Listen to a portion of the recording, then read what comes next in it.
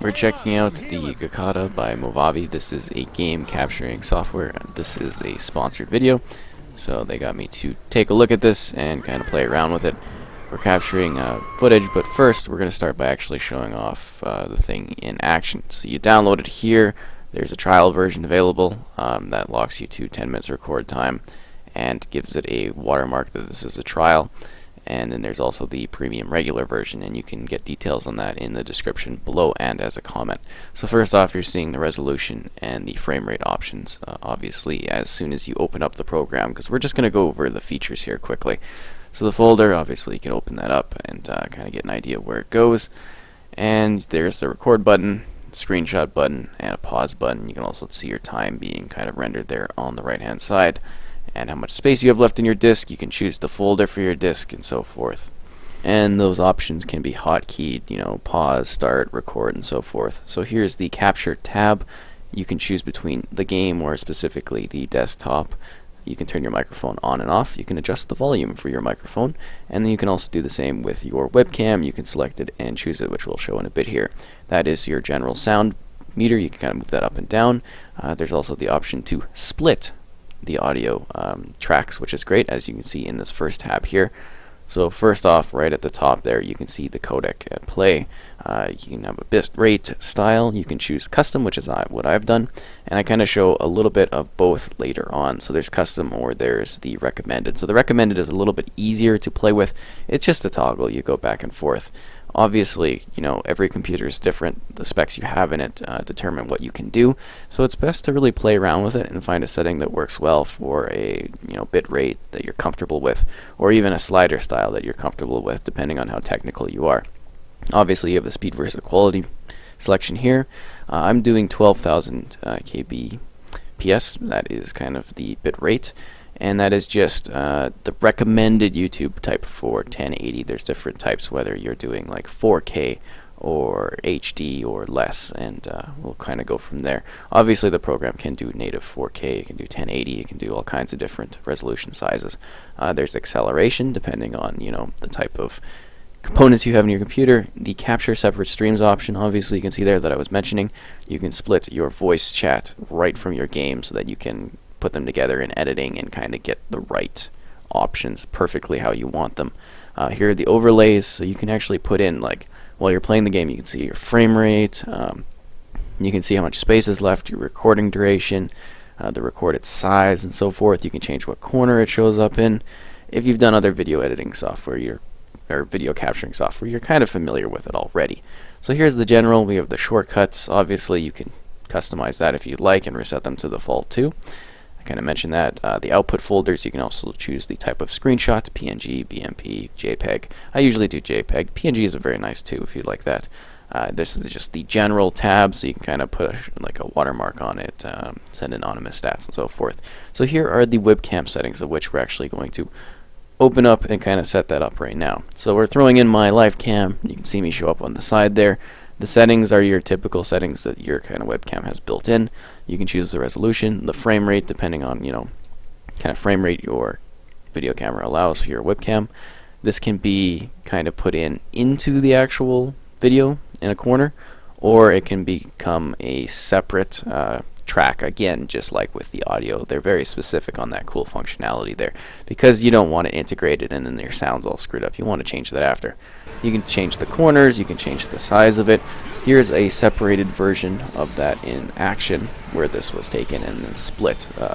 Obviously the webcam at the top and the gameplay. It actually is synced up. So here is the regular bitrate full size that I was doing, and here is a kind of quick beam. I just kind of, you know, 75% on the regular bar for, you know, the recommended settings that they have. Here you can see a direct comparison between the two. I wanted to show it in style. Once you click the record button, get it going. On the left, this is my desktop. You can kind of see the background, the white, the recording software in the bottom right corner, and the game itself in the top left. And then the other kind of window I included there is the actual gameplay. So this is full screen of what was captured directly while I was playing. Here is Call of Duty 4 in action. Got to check out a bunch of old games, so it's pretty cool. They have a recommended list of games that work 100% guaranteed. All the big ones are on there. You've got like Overwatch, just a pile of the Call of Duty games, Left 4 Dead, there's Minecraft. I'm only naming a few, but you know, anything that's really big, League of Legends and so forth, you know, all the really well-known titles are guaranteed to work on here. And it does work well with a number of kind of more obscure titles, and it really depends on how it's integrated. I did notice that it doesn't have support for the Windows Store applications, but that's kind of different, and you can do a desktop capture in order to get those. Yeah, but you know, there's lots of options here. You can choose your resolutions, your frame rates, you can customize it. Lots of little tweaks. Oh, here's Team Fortress 2, which has changed a lot since I last played it. I didn't understand what was going on here. People were just kind of standing around, chatting, and not actually competing, which was bizarre. Definitely bizarre. So anyways, from there, as I mentioned earlier, there's the premium version and a trial version. Trial version with the watermark and a 10 minutes continuous time lock. And you can get the premium version as well, which just kind of keeps it open. Oh, here's more gameplay. I love showing this off. So we're just going to kind of go over various features and aspects of it now that we're here. So this is very good for kind of low-end PCs as well as higher-end. With this being a type of software you can choose and scale, you get to really pick settings that work well for your particular PC. The low-end specs, the demand is not very high, so it's an easy way for people that just have a standard computer to kind of come in and capture their gameplay. Remember, it's best to capture at either 30 FPS or 60. Ideally, you want 60 FPS, but 30 FPS is fine too. You know, a lot more games are running at 60 because the technology is getting better, but a lot of titles do still run at 30. I mean, YouTube was running at 30 FPS for many years. It just recently got the support for 60, so don't feel bad if you need something that's a little bit lower. Just keep the frame rate solid. This is very easy, one-click game capture, you know. Instantly, you just tap it, you're good to go. You can hotkey it too, obviously, with the selection I chose there. The splitting is a big focus here. Two-way sound capture, obviously, you know, the in-game, everything like that. But then your microphone as a separate. That way, you're not having an issue where you go afterwards to edit and you'd be like, I'm too quiet, my game's too loud, you can't hear me. This gives you two separate tracks, which is absolutely fantastic. And, you know, you get the separate encoding. Obviously, there's multiple audio settings, as is their resolution, as you saw earlier. The webcam capture, which we went over. And yeah, so really, the webcam stuff works fairly well as far as splitting. I did notice some slight issues getting it to go overlay, in the sense that it was baked into it. But I mean, it's kind of better to get it separate anyways, so that you can manipulate it afterwards. Completely, you know, up to you in that regard. I would have liked to see perhaps a chroma key option, but for the price point, this is actually a very good price point. It's not too expensive, and I'll totally cut some slack on the webcam aspect because it's not too essential. Not everyone likes to bake themselves over it, or really go, you know, full intense or have a green screen even. So if you just have a webcam and you want to throw yourself over with, like, you know, whatever, you can do that. It's no problem at all. There's a good list of supported games here, and you know, with all of the ones I tested out of that list, they definitely 100% work. So for low-end system requirements, you need Windows 7, 8, or 10, and you can do Intel i3 or higher, which is pretty good, or AMD's equivalent, lowest screen res 1024 by 768, 2 gigs of RAM, 110 megabytes hard drive space disk for the installation, and then 5 gigs for ongoing operations.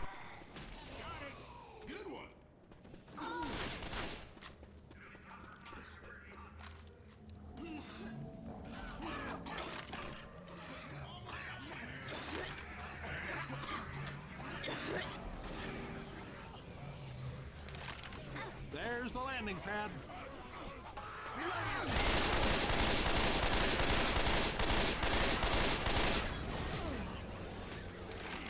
Reloading.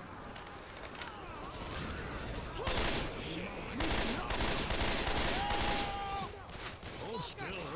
I'm gonna get you back on your feet. Then we gotta. Will you? Everybody stop a second. I gotta heal. Nice shot. It's not looking good for me. Wait up! I'm healing. I'm here. The video output is MP4, and obviously, as you saw, there's varying resolution outputs that you can select. A couple different languages are supported, and yeah, it's just a pretty good package, I think. Visually, I was impressed with it. It looked good, and I didn't really particularly have too many problems with things. Um, yeah, and it's really about when you're using this type of software to find the right balance for your gameplay. You know, getting the bitrate you want, getting the video quality you want, and making sure that it works properly with your actual, you know, capture and your computer. So I did notice there's some differences in FPS as far as what I was showing at the top and what was actually recorded, but it's not really too noticeable because it's like just a few frames every now and then, and that's just getting really technical into things. And I think it actually captures pretty well, and it captures all the core games that you would really want to play on your system. I mean, you're not most likely not going to be capturing really obscure games, but even if you do, they're most likely work here, and it's just about finding the right settings and everything. And I hope you have gotten some good kind of a look at this and the different settings for it. I showcased a couple different games with it running. This was all captured bitrate that I had mentioned.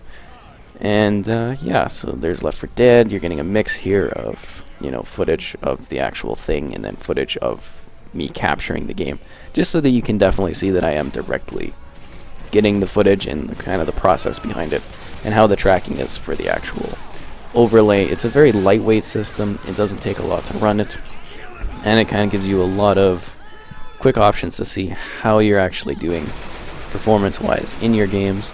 So yeah, you can get more details in the description and download link and everything, so you can give it a trial, because I mean, you can check it out first and see if you like it, and then go from there.